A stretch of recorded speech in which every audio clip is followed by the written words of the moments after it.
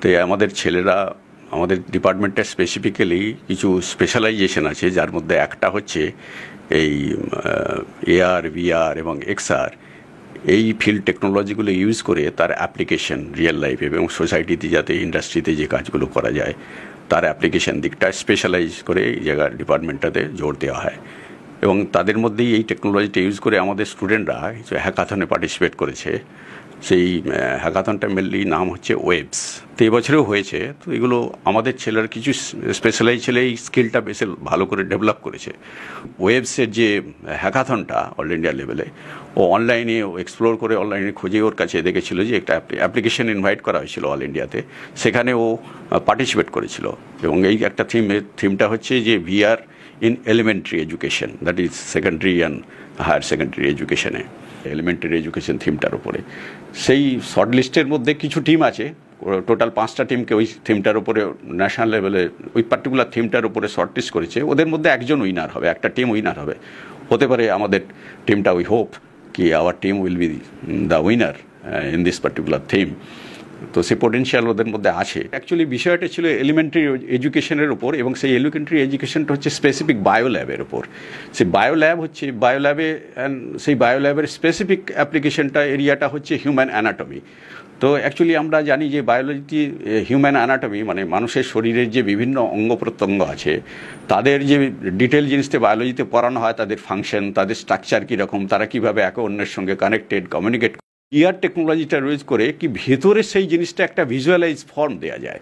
Visualise ফর্মে ঠিক কীভাবে একটা কম্পোনেন্ট অন্য একটা কম্পোনেন্টের সঙ্গে কানেক্টেড, তারা কীভাবে একটা সঙ্গে অন্যটা কমিউনিকেট করা হয়, কীভাবে তাদের ফাংশনালিটিগুলো এক্সচেঞ্জ করা হয়, নিজেদের ফাংশনগুলো, এবং প্রত্যেকটা পার্টসের কী নাম, কী ফাংশন, সেগুলোকে একদম স্পেসিফিক করে আলাদা করে নিয়ে দেখানো যেতে পারে ভিআরের মাধ্যমে। মনে হবে যেন হাতে করে আমি নিজের বডির পার্টসটাকে সরিয়ে দিলাম, সরিয়ে দেখলাম এর ভেতরে কী আছে, এবং তারা একে অন্যের সঙ্গে কীভাবে কানেক্টেড, সেটা ভিজুয়ালাইজ ফর্মে ছেলেদের কাছে কম্পিউটারের মাধ্যমে ব্যবহার করা এবং প্রেজেন্ট করা যায়। ছেলেরা দেখতে পায়, স্টুডেন্টরা দেখতে পাবে যে অ্যাকচুয়ালি বডির ভেতরে ঠিক কীভাবে ফাংশন, তারা কীভাবে যুক্ত আছে।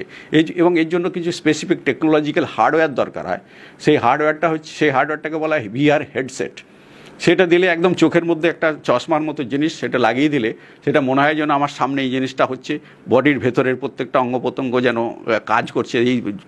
এরা যেমন হাড় নিয়ে কাজটা করেছে, তো হাড়ের বিভিন্ন জায়গার যে অ্যাঙ্গেলগুলো কীভাবে কার সঙ্গে কানেক্টেড, কী রকম শেপে থাকে, এক্সপ্লেন করা যায়, ফাংশনালিটিগুলোকেও বোঝানো যায়।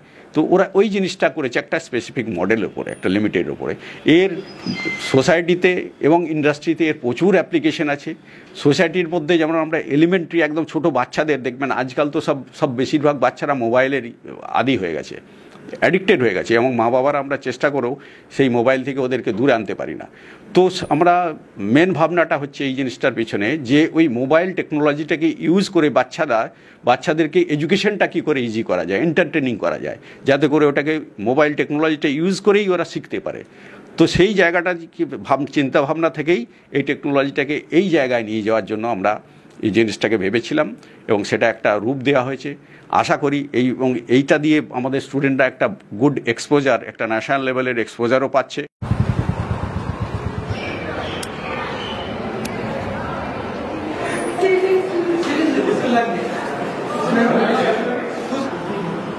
तो ये हमारा स्टार्ट करें, इस कैलेंडर के पास जाकर हर एक इस कैलेंडर हर एक पार्ट को उठा सकते हैं और देख सकते हैं कि कैसा लग रहा है देखने में।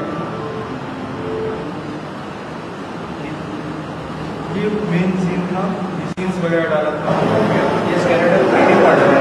हाँ, ये 3D मॉडल है। जैसे कोई भी ये स्केलेटन है, मतलब एक बार लैपटॉप में हम प्ले करके दिखाएगा।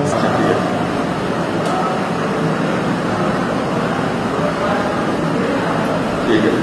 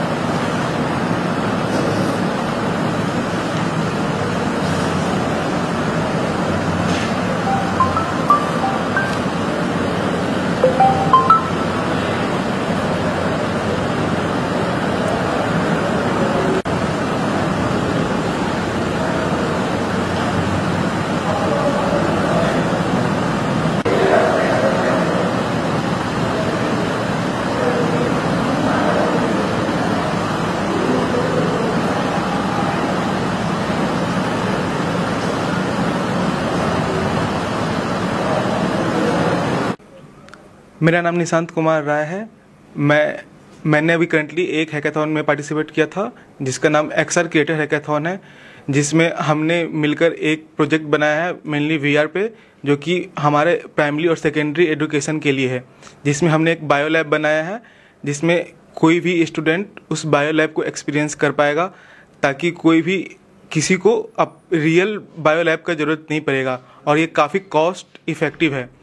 तो उसमें कोई भी स्टूडेंट अपना किसी भी बोन को या किसी भी बॉडी पार्ट को इजीली देख पाएगा कि कैसा दिखता है देखने में, और हर एक ऑर्गन का उसमें प्रॉपर वहाँ डायग्राम है, आप उसको विजुअलाइज कर सकते हो, उस पार्ट को उठा कर देख सकते हैं कैसा दिख रहा है, तो ताकि स्टूडेंट उसको ज़्यादा अच्छा से विजुअलाइज कर पाएंगे।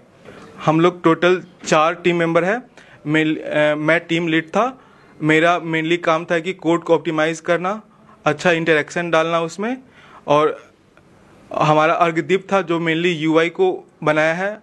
ऐश्वर्या जो थी वो 3D मॉडलिंग की है, और विनायक 2D पे काम किया है। हमें टोटल ये बनाने में दो महीने लग गए हैं। टोटल 2 महीने हम टोटली क्रिएट किया है। রিসেন্টলি এক্সা ক্রিয়েটার্স হ্যাকাথনে পার্টিসিপেট করেছিলাম along with my teammates Nishant Kumar Roy, Binayak Kumar and Aishwarya Mondal.